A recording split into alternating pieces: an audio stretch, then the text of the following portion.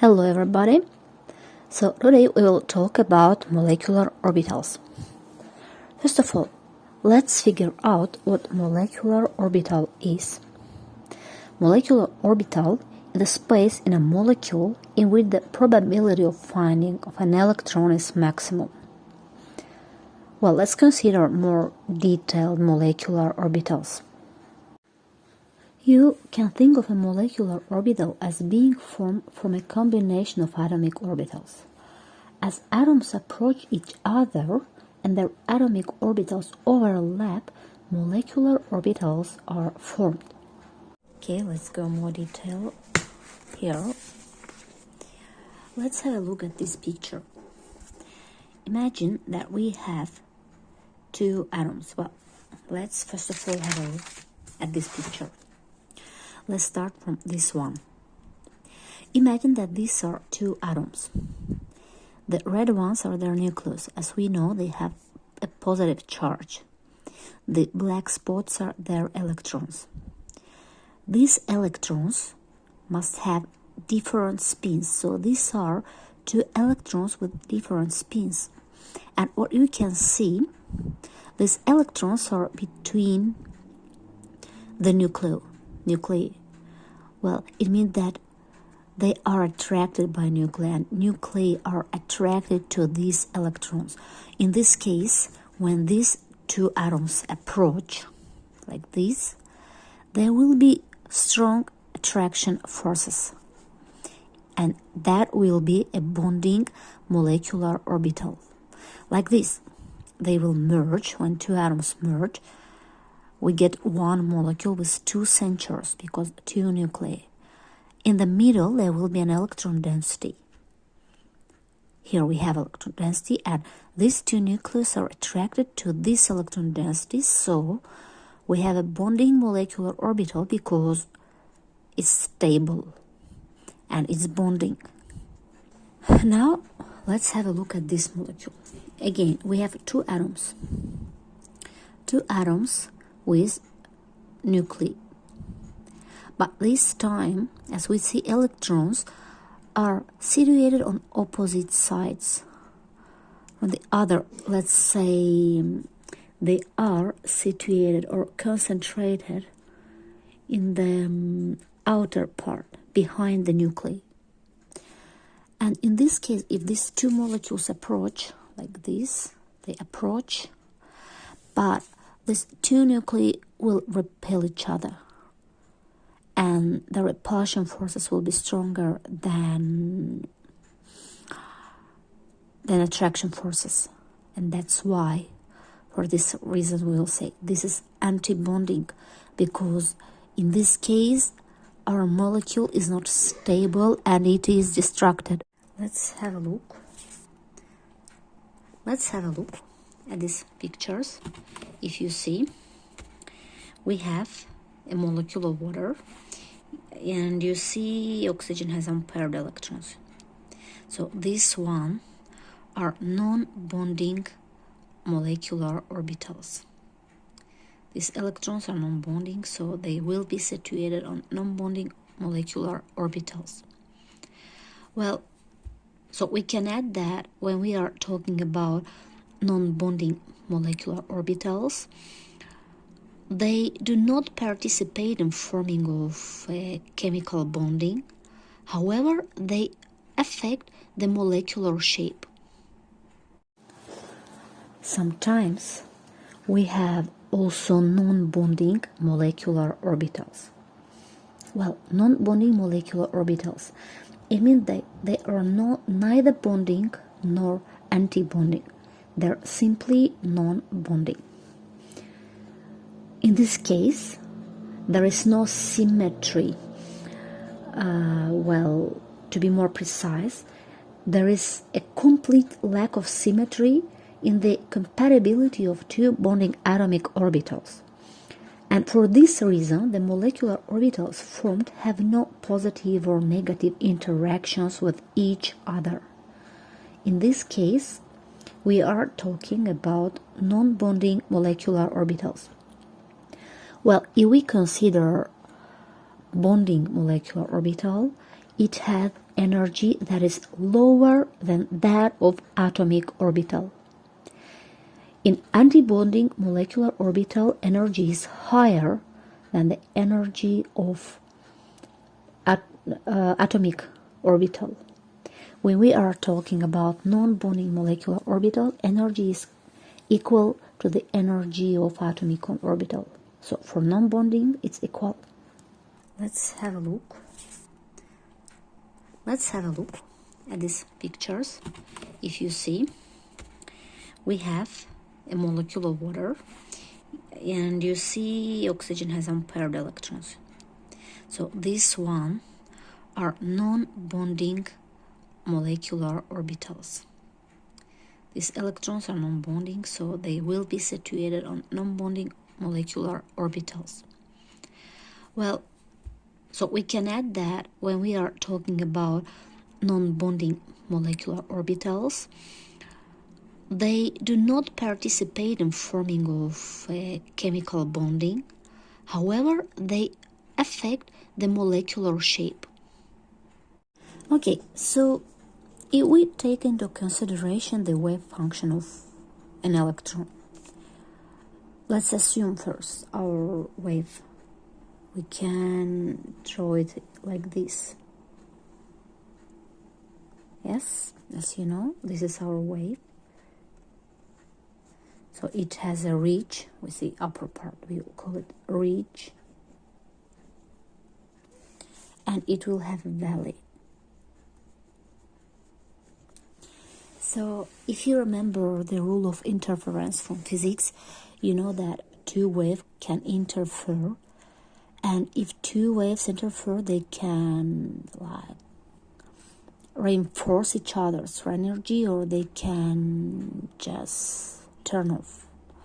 Like if we have two waves, this wave and again the same wave, so we have two phases, and if these waves are overlapping, interference will occur. It means that, you see, two ridge and ridge will combine together, and valley will combine together. They will be reinforced, and it will lead to obtaining to a bigger wave, like this, and this will be added, will be summarized, and we will get a longer height. So in this case, we will talk about bonding molecular orbital.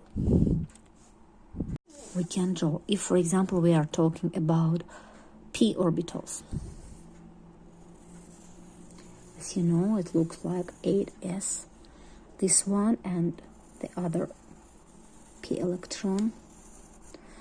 And in this case, when the phases are overlapping, two ridges and two valleys, we can draw them like that. Color them like black. In some cases, it's considered as plus and minus, but actually it is not completely correct. We will not talk about plus and minus. We will just say about two phases. Like two phases are overlapping. This will be, when they overlap, we will get a bonding molecular orbital, like ridge and valley. Ridge and valley, they are overlapping. Let's now consider another case. Okay, let's now assume that we have two waves, like one, ridge and valley, okay, and opposite, valley and ridge. So we have ridge and valley. Yeah, we have ridge and we have valley. Okay, if they overlap, we will get just such a thing, no wave. Okay, such a long thing. Again, I will repeat, this is the rule of interference from physics. Well, in this case, we will talk about antibonding. It will look like this. Like we see that ridge and valley are overlapping. We can draw it like this and like this. As you see, opposite sides are overlapping, so there will be stronger repulsion forces than attraction forces. So this will be an anti-bonding molecular orbital.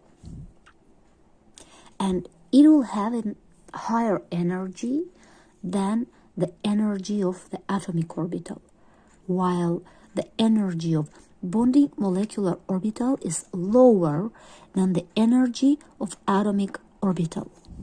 Well, in the case when the energy does not change, neither increases nor decreases, nothing happens, we have a non-bonding molecular orbital. So usually, not usually, when I would say always, the number of molecular orbitals equals to that of atomic orbitals. So how many atomic orbitals we have, the same number of molecular orbitals will be obtained. A bit later I will explain how to draw them. Let's have a look at this picture. Okay, I would show a book. This is a book, so brown, Essential Science Chemistry, and I will come to this book. Page 358, we can see molecular orbitals for hydrogen. So one hydrogen and the second hydrogen atom. Two hydrogen atoms are overlapping. They are merging. Here we have bonding molecular orbital. As you see, the two atoms merged, and now we have full molecule. And here in the center we have the concentrated electron density in the middle. While we are talking about anti-bonding, we can see an example here, like two nuclei, but here we don't have the electron density. It's empty.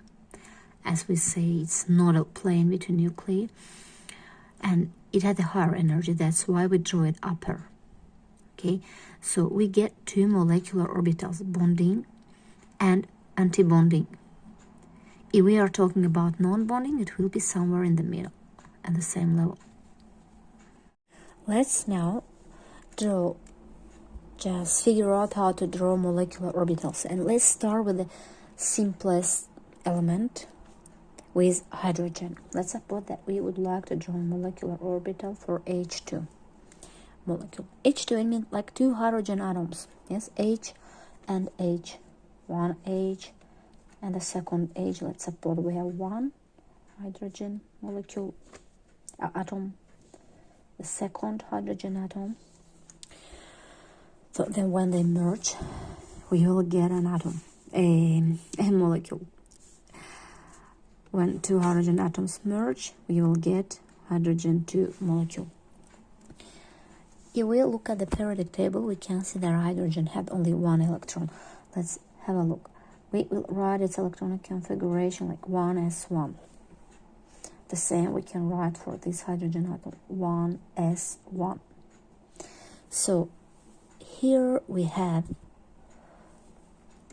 two s orbitals with one electron. On each of them we have one electron. Let's now have a look how it draws molecular orbitals. Let's return to that book, Brown, Essential Science.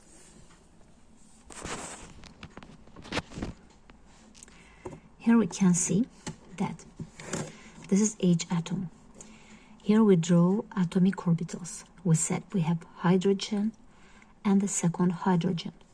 Each of them had one s, you see, with different spins. Pay attention. One and the second, they have different spins. So when they merge, we get two molecular orbitals. Bonding, which had a lower energy and it's below, and anti-bonding, which had a higher energy and it's above. So this is sigma bonding orbital, we call it sigma, and this is sigma star. For bonding it will be sigma, for anti-bonding it's always star. So molecular orbitals are actually similar to those of atomic. It's like also on every molecular orbital there can be only 1 or 2 electrons, no more than 2. Moreover, we can say that first of all, electron starts filling the lower energetic levels. So what we have? We have 1 and 2. Overall, we have 2 electrons, right? So let's start now filling them. So, of course, first of all, the electrons will start filling the lower energetical orbital. So they will start filling always the bonding one. So 1, 2. That's all. We have no more electrons. 1, 2, and 1, 2. Both of them are here. That's also on anti-bonding. We have no electrons. Both the electrons are situated on the bonding molecular orbital. So molecular orbital is spread all over the molecule, while atomic orbital is spread all over the atom. Great. So let's have a look. Let's now try to understand if this molecule can exist or not. An atom exists if the number of electrons on the bonding molecular orbital is greater than the number of electrons on anti-bonding molecular orbital. So, if we have a look at the molecular orbital of hydrogen, we can see that on its bonding molecular orbital there are 2 electrons, while on its anti-bonding molecular orbital the number of electrons is 0. So this molecule is stable and it exists.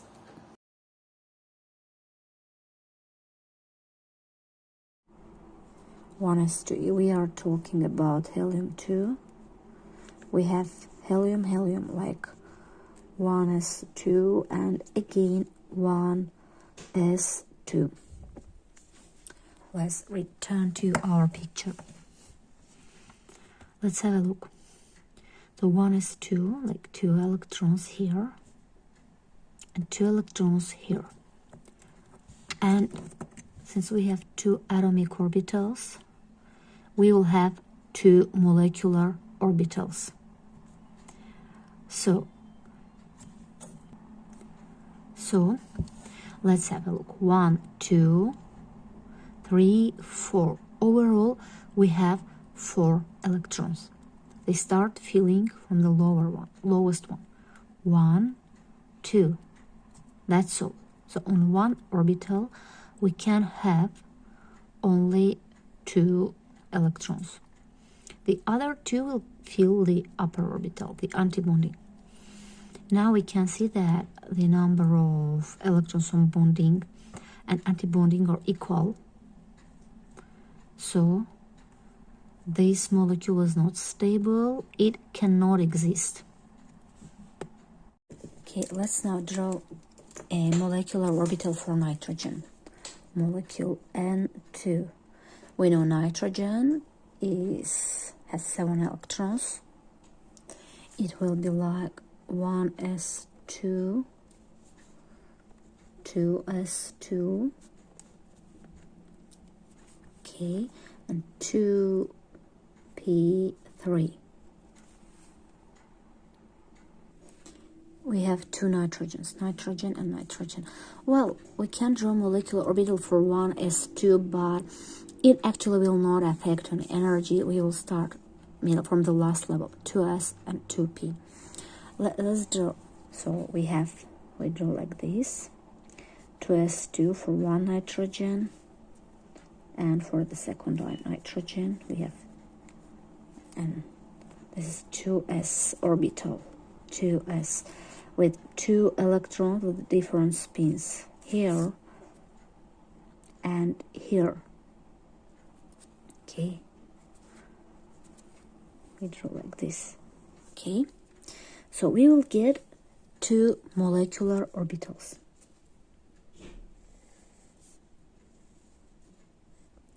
So bonding molecular orbital and anti-bonding.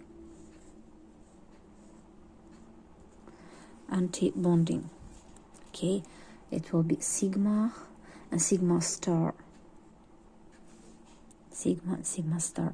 We have 1, 2, 3, 4 electrons. Let's start filling. 1, 2, 3, and 4. Okay, let's now go to the next level. We have 2p. So 2p and 2p. Well, by the way, this is nitrogen and this is nitrogen. Okay, again we will get 2 molecular orbitals, but be careful. Here we have sigma, sigma. Here we have p. We will get sigma and p. Let's not draw sigma orbital. Sigma. Because, have a look. We have 3 on each of them. Yes, 3 and 3. So we should have 3, both bonding and antibonding on each. Bonding and antibonding, that should be 3 molecular orbitals. 1 here and 2 will be here. It will be like this.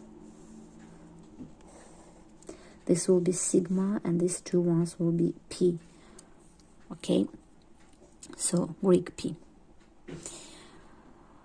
And on antibonding we will have sigma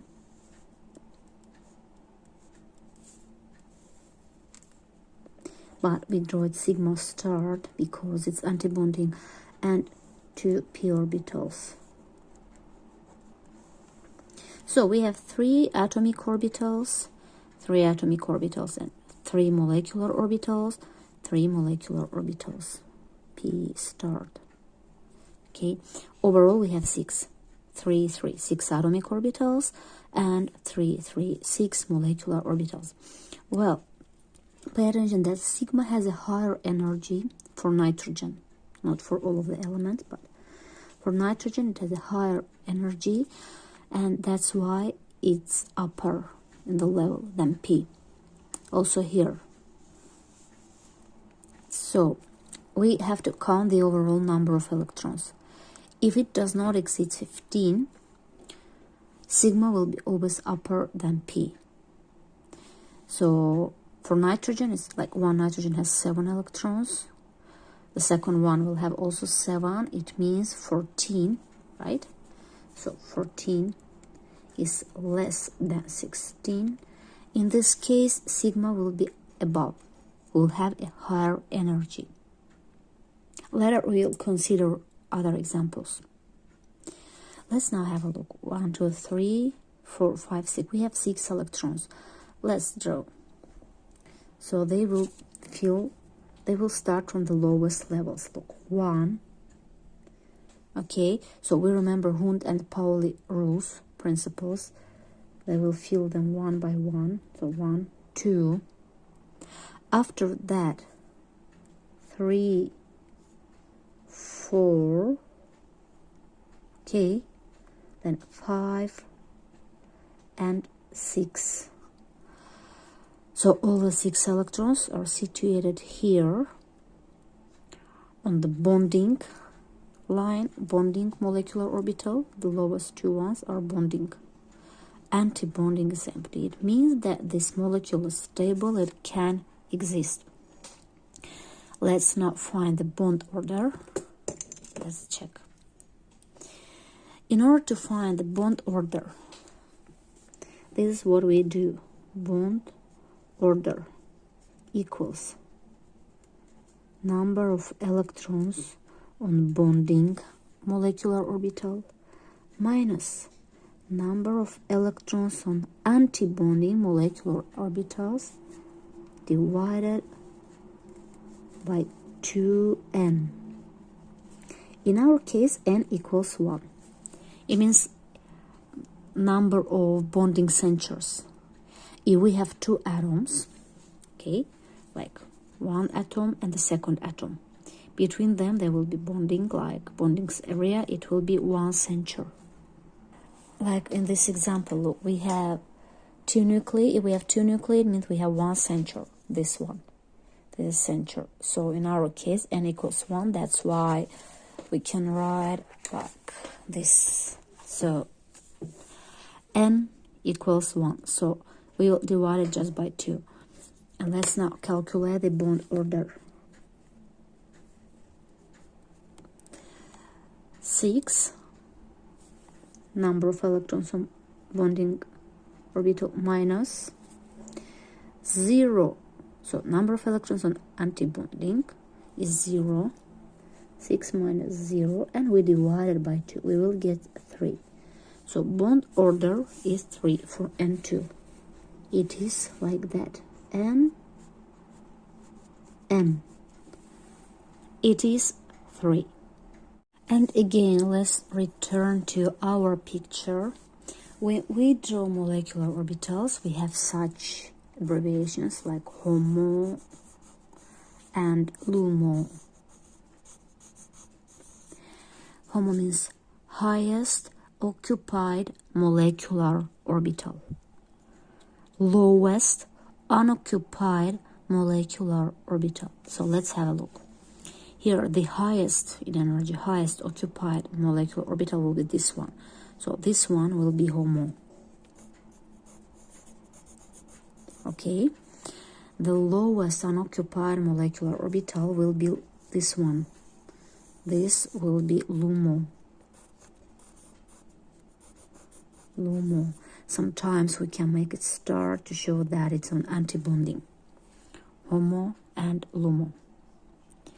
Let's now draw the molecular orbital for oxygen to have a look. So here I decided to add a picture from internet of molecular orbitals of nitrogen so that you can see it more clearly.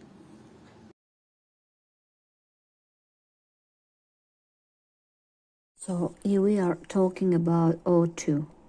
Yes, we know oxygen has 8 electrons, so 8 protons and 8 electrons. It will be 1s2, 2s2, and 2p4. Again, we don't care of the first one, or the first energetic level. We just have a look at the last energetic level and let's draw it. Let's start with 2s.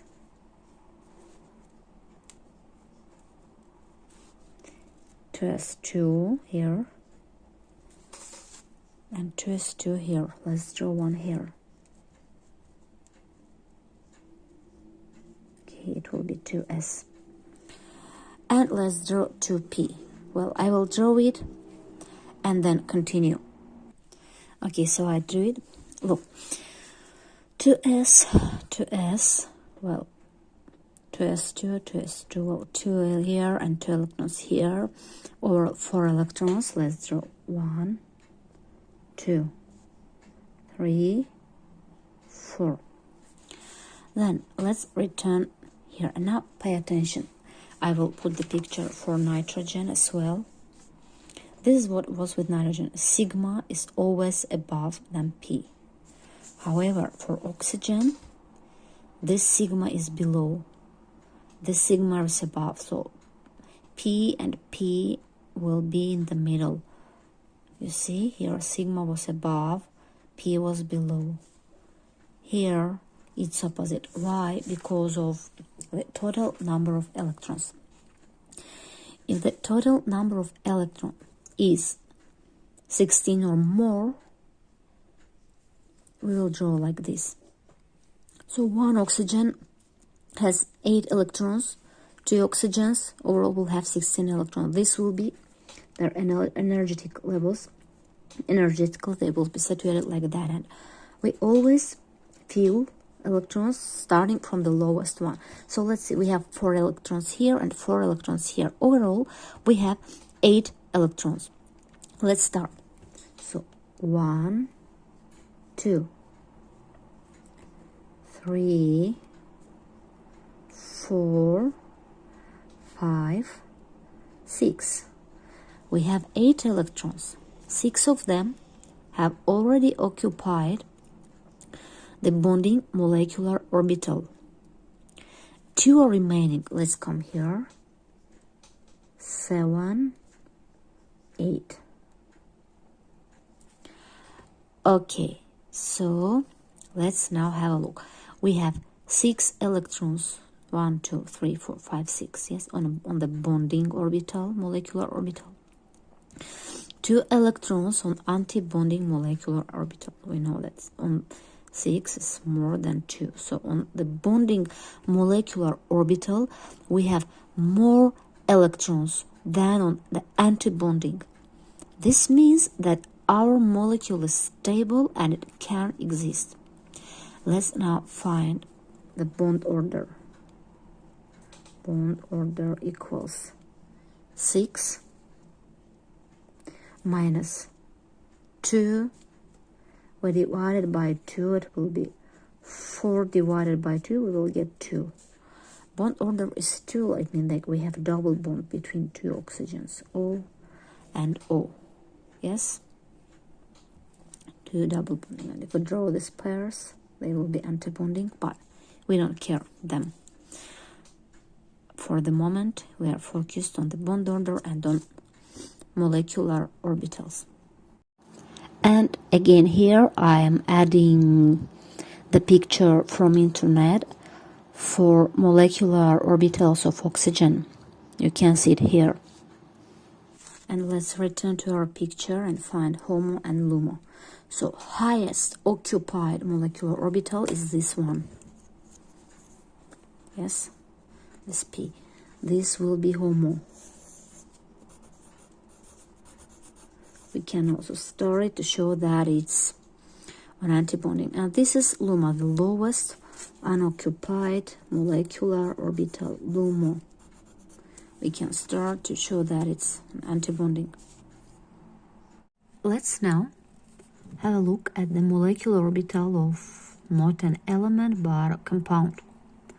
Let's take NO. Have a look. So on the left side, we have an atomic orbital for nitrogen. This one, an atomic orbital. On the right side, we have it for oxygen. Now have a look. Since we don't have 2 same elements, but this is a compound that consists of 2 different elements, we take into consideration their energies. So oxygen has a lower energy than nitrogen. Usually, the element that had the higher electronegativity will have lower energy. Oxygen has a higher electronegativity than nitrogen. Oxygen is more electronegative. That's why atomic orbitals of oxygen will be drawn lower than atomic orbitals of nitrogen. So let's assume nitrogen has 7 electrons, oxygen has 8 electrons, overall 15, right? So 15 is less than 16. That means that sigma will be always higher than P. And after that, we start filling the orbitals in the same order. As you can see, on the bonding molecular orbitals, we have more electrons than on antibonding. It means that this molecule can exist. Let's have a look. 1, 2, 3, 4, 5, 6 minus 1 will be 5 divided by 2, it will be 2.5. So 2.5 will be bond order. It's a bit stronger than 2, but it's weaker than 3. Anyway, this molecule can exist because we see that on bonding molecular orbital we have more electrons than on antibonding. So this is how we draw it for polyatomic compounds. The element with a higher electronegativity will have atomic orbitals on the lower level than the other one. Now try by yourself to draw the molecular orbital for fluorine, F2. Try it, and if you have questions, you may contact me asking your questions. Try to find the bond order for fluorine. That's all for today, and I hope it was clear enough. If you have any further questions, You may contact me, you may write me, and I will try to answer all your questions.